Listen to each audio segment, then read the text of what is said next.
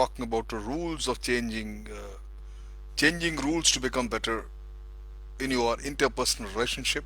Today I shall be talking about rule number 6, and that is that you can measure it, you can achieve it.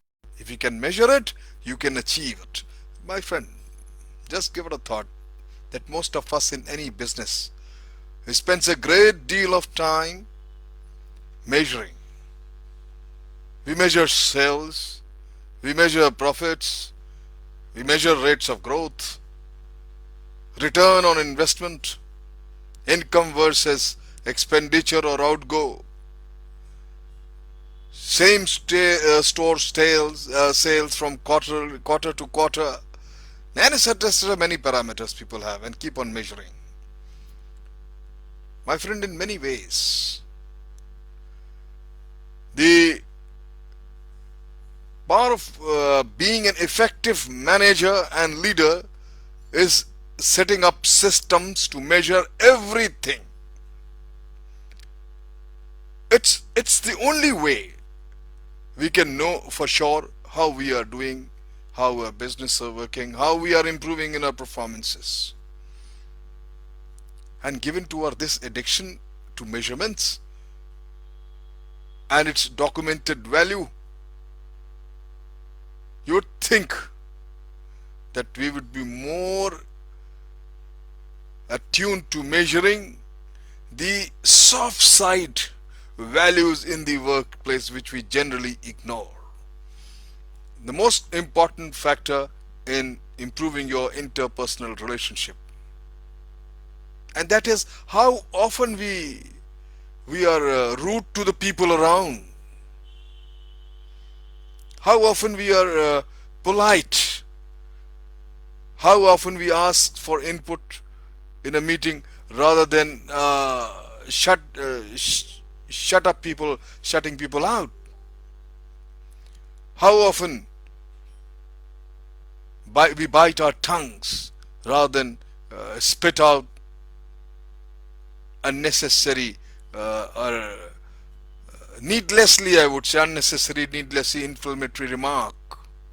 My friend, these are the soft values that are hard to quantify, but in the area of interpersonal relationship, performances are as vital as any hard number we can come up with.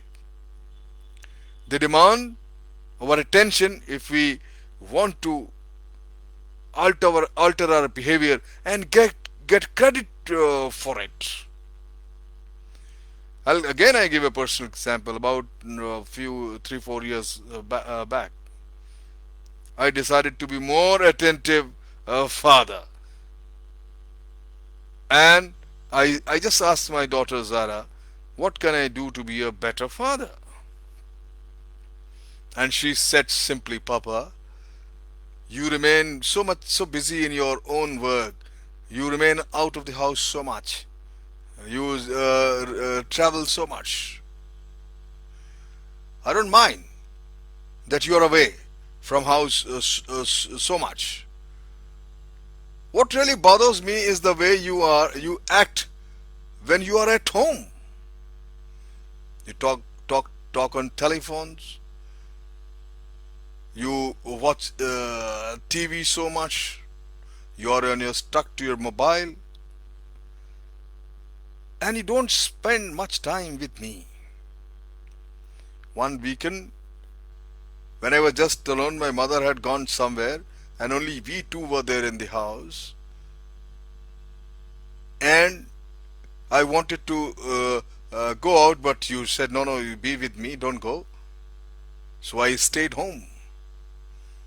But you didn't spend any time with me much. You were stuck in your room and I was in my room. That wasn't right. I was hurt and actually stunned. Because firstly she nailed me, and secondly I realized that I was an awful dad or awful father who had needlessly caused his daughter so much of pain. There is no reason, and there cannot be a more worse feeling in the world. I can assure you. You never want to see your own child in any pain, and you certainly don't want to be the source of it in any way. I was I was hurt and very upset. I recovered quickly and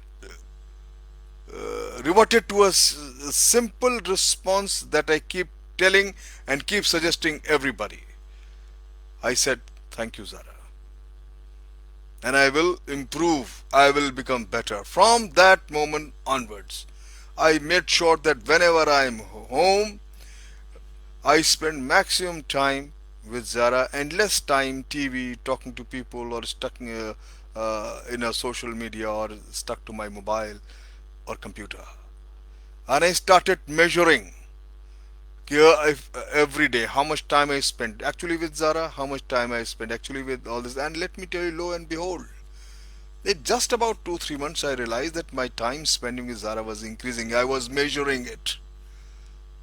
And after 3-4 months, my daughter Zara has to just tell me, "Daddy, you have overreached now. You are spending much more than time me encroaching on even on my privacy." My friend, if you measure things, you can improve.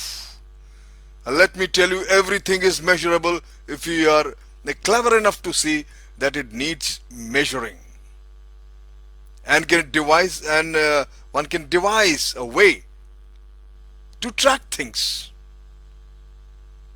You see, I'll give another example. No matter how busy you are, or how much you travel outside or remain occupied in your job, it's easy to measure how many days in a year, or how many hours in a day you spend at home with your kids or your spouse or with the family. All you have to do is to look at the calendar and count. That's it. You have many of us, especially the spouses and the parents among us, who feel guilty about the frequent absence from the loved ones. Ever think about tracking our days and counting our days at home, counting our hours at home, and really actually spending with them? The strange thing is, my friend, that is we do this habitually in so many other parts of our lives outside the workplace. You see, the runners training for a race constantly measure how far they are running, and keep a log of the kilometers they cover each week, and that's how they measure their improvement. Even in a casual athlete trying to get in a shape will go to the gym and maintain a rough memory that how much weight he lifted on account of his yesterday, and how much after how many days, a week or 10 days, whether there is an increase of 10%, 5%, 10%, 20% of the weight. So why don't we apply the same metrics to goals that really matter to us? We must measure everything and improve and see the progress.